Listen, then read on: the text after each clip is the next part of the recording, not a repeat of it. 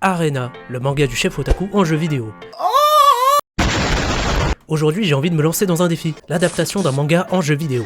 Et on va se pencher sur le manga qu'a sorti le youtubeur Chef Otaku. Bienvenue dans La Poutre, l'émission où on essaye de faire un studio de jeux vidéo au Japon en partant de zéro. Ça fait beaucoup là, non? Non. Et du coup, on va commencer par le commencement, c'est-à-dire lire son manga webtoon. Donc j'ai commandé les 3 premiers tomes sur Amazon. J'ai pris les 3 parce que je voulais bien m'imprégner de l'univers avant de commencer. Et donc voilà, quelques semaines après l'avoir commandé, c'est arrivé chez moi. On peut commencer à le lire. Je le lis un peu et je vous dis ce que j'en ai pensé. Je finis de le lire, ça va, c'était bien. J'ai pas trop aimé le tome 1, mais à partir du tome 2, ça devient très bien. Beaucoup de réflexions intéressantes, quelques moments shonen, notamment le tome 3 là avec Diego. Franchement, pour le juger, je pense qu'il faut aller au moins jusqu'au tome 2. Je vais pas développer parce que c'est pas le sujet de la vidéo, mais peut-être on en parlera un jour, je sais pas. On bat les couilles, frère. Bon, maintenant on va pouvoir commencer à faire le jeu. Et petit disclaimer d'ailleurs, je vais spoiler le tome 1. Du coup, on va commencer par le plan, à savoir qu'est-ce qu'on adapte et comment on l'adapte. J'ai pas tout adapté parce que clairement j'ai pas les moyens. Donc on va adapter le premier combat du tome 1, celui dans l'arène, et la partie où Gabriel parle avec le sponsor. Cette partie peut avoir l'air un peu ennuyeuse vu qu'il n'y a pas de combat, mais peut-être qu'on peut rendre ça intéressant en mettant un PNJ ChatGPT intelligent avec lequel le joueur pourrait parler. J'analyse tout ça, parce que là il y a tout le monde, en fait là tout le monde est en train de remarquer que je suis trop intelligent. Mais vous êtes en retard, hein, ça fait depuis longtemps que je suis intelligent. Ensuite, pour le moteur du jeu, on va utiliser Unreal Engine 5. Allez, c'est parti. Bon, le premier problème qui se pose, c'est celui des designs 3D. Comment on va faire vu que je sais pas designer? Et pour ça, je pense que je vais chercher un freelance japonais. Et donc après avoir cherché un peu, j'en ai trouvé un bien qui s'appelle Matsuda. Matsuda desu.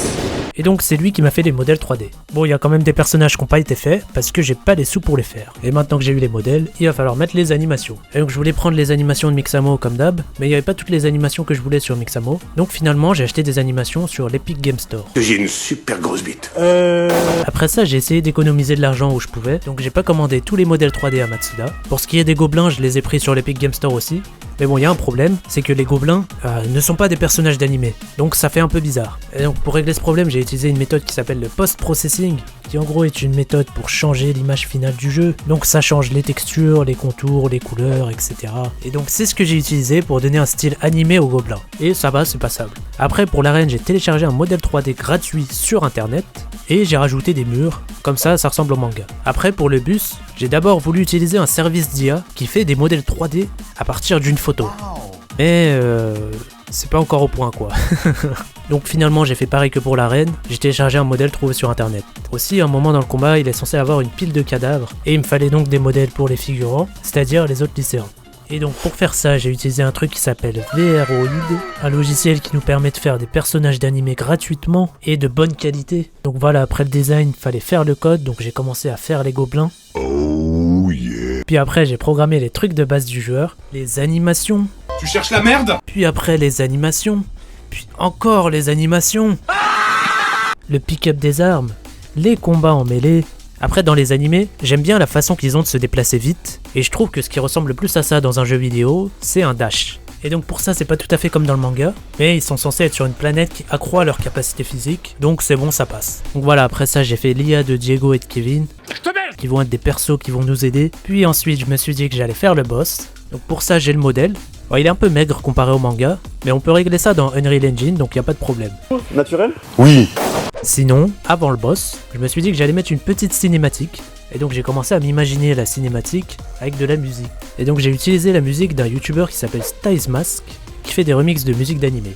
Donc merci à lui de m'avoir laissé utiliser sa musique. Ensuite, je me suis dit que ça serait bien d'avoir la voix des personnages dans la cinématique, donc j'ai commandé un doubleur freelance trouvé sur Fiverr, qui s'appelle Jean-François. L'esprit du loup m'habite. Et donc après j'ai fait la cinématique, et voilà le résultat.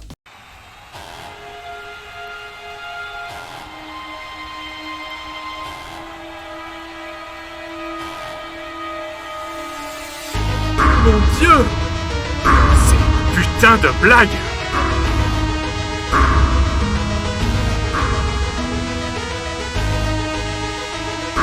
C'est pas vrai!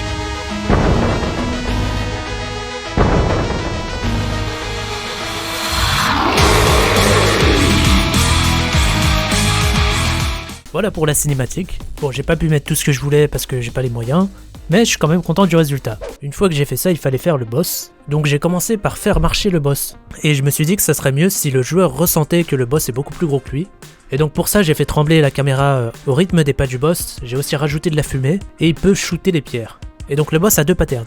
Il a des attaques au corps à corps et une super attaque qui fait des dégâts autour de lui. Ça a l'air de rien vu comme ça, mais c'était un peu galère à faire comme attaque. Un autre truc qui était galère, c'était les collisions. Des fois le boss se faisait la malle. Voilà, après pour battre le boss, il faut attaquer ses jambes, le mettre à genoux et grimper sur sa nuque. Comme ça on le tue un peu à la façon du manga. Voilà, après dernier truc à faire, la conversation avec Caligan, et donc le PNJ ChatGPT. Pour ça j'ai utilisé un service qui s'appelle CodeVI, qui vous permet de configurer la personnalité du personnage et de l'importer dans Unreal Engine. Donc c'est ce que j'ai fait pour Caligan. Ensuite il faut trouver un objectif, et donc je suis allé voir du côté de la fin du tome 1, et Gabriel dit qu'il a conclu un marché avec Caligan. Caligan veut sponsoriser Gabriel, et Gabriel veut que Caligan sponsorise aussi ses camarades de classe, ce que Caligan pas forcément. Pour résumer, le but du jeu, ça va être de prendre votre micro, de parler à Caligan, et le convaincre de sponsoriser les camarades de classe de Gabriel. Donc allez, c'est parti. J'ai écrit sa mémoire, le contexte dans lequel il est, sa personnalité, etc. On va commencer la première conversation. Salut, de quoi on parlait déjà? Howdy, partner. Ain't no time for chit-chat, let's get to it. Elle y est. Bon, comme vous pouvez le voir, j'ai galéré à le faire parler français au début, mais j'ai quand même continué la conversation pour tester sa mémoire. Pourquoi vous m'avez invité ici? Howdy, partner. J'ai entendu parler de tes talents et de ton potentiel dans l'arène, et je suis intéressé à te parrainer.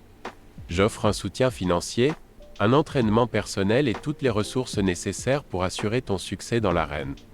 Elle y est. Non, je n'ai pas envie.